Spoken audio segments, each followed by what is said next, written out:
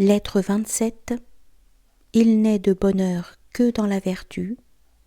Ridicule de Sabinus. Ces avis que je te donne, tu demandes si moi-même je me les suis donnés. Me suis-je corrigé moi pour avoir le droit et le loisir de réformer autrui? Je n'ai pas la présomption, malade que je suis, d'aller me mêlant de la cure des autres. Mais couché comme toi dans la salle de douleur, je t'entretiens de nos infirmités communes et te communique mes recettes. Écoute-moi donc comme si je me parlais à moi-même. Je t'initie au secret de mon âme et t'appelle entière à mon interrogatoire. Fais le calcul de tes années, m'écris-je, et rougis de vouloir encore ce que tu voulais enfant, de faire les mêmes projets. Ose enfin t'être utile avant de mourir, que tes vices meurent avant toi. Congédie ces plaisirs désordonnés que tu expiras chèrement.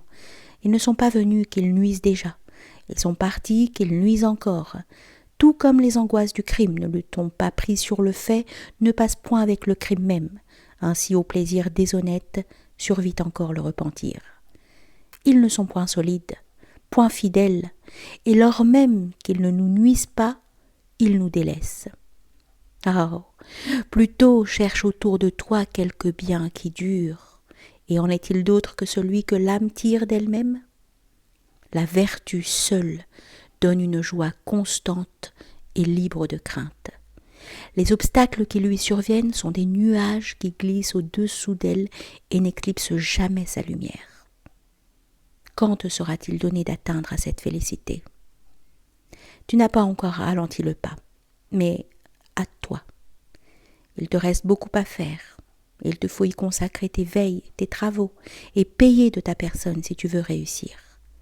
Ce n'est pas chose qui se laisse faire par délégué. Ailleurs, en littérature, les substituts sont admis. Il eut de nos jours un Calvisius Sabinus, un Richard qui avait la fortune d'un affranchi, en avait le caractère. Je ne vis jamais homme d'une richesse plus impertinente. Sa mémoire était si mauvaise qu'il oubliait tantôt le nom d'Ulysse, tantôt celui d'Achille, tantôt celui de Priam, gens qu'il prétendait connaître comme l'enfant son pédagogue. Jamais vieux nomenclateur, forgeant les noms au lieu de les dire, ne qualifia tout de travers ces tribus de visiteurs, comme celui-ci les Troyens et les Grecs. Avec cela se donnant des airs d'érudit, et voici quel moyen expéditif il imagina. Il acheta à poids d'or des esclaves dont l'un savait par cœur Homère, l'autre Hésiode, 9 autres eurent les lyriques pour département. J'ai dit à poids d'or, et que cela ne te surprenne.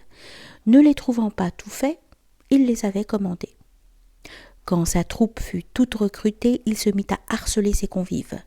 Il la tenait postée à ses pieds pour qu'elle lui fournît de temps en temps des citations de vers, mais souvent il restait court au milieu d'un mot.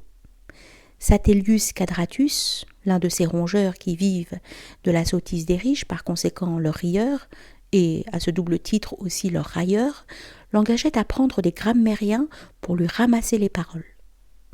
« Mais, dit Sabinus, ceci me coûte déjà 100 000 sesterces. »« Vous auriez eu à moins, reprit l'autre, autant d'étuis à manuscrits. » Néanmoins, notre homme s'était mis en tête qu'il savait ce que savaient tous ces gens. Le même Satellius lui conseillait de s'exercer à la lutte, lui, maladif, pâle, tout grêle. « Et le moyen ?» objecta Sabinus. « À peine ai-je le souffle. » « Ne dites point cela, je vous prie. Voyez tous ces robustes valets, leur vigueur n'est-elle pas à vous? Le bon sens ne se prête ni ne s'achète. Et je pense, il serait à vendre qu'il n'aurait point d'acheteur. La folie en trouve tous les jours. Reçois maintenant ce que je te dois, et je prends congé. C'est une richesse que la pauvreté qui se règle sur la loi de la nature. Voilà ce que répète Épicure de 1001 manières. Mais on ne saurait assez redire ce qu'on ne peut assez retenir. Aux uns il suffit d'indiquer les remèdes, à d'autres il faut les faire prendre de force.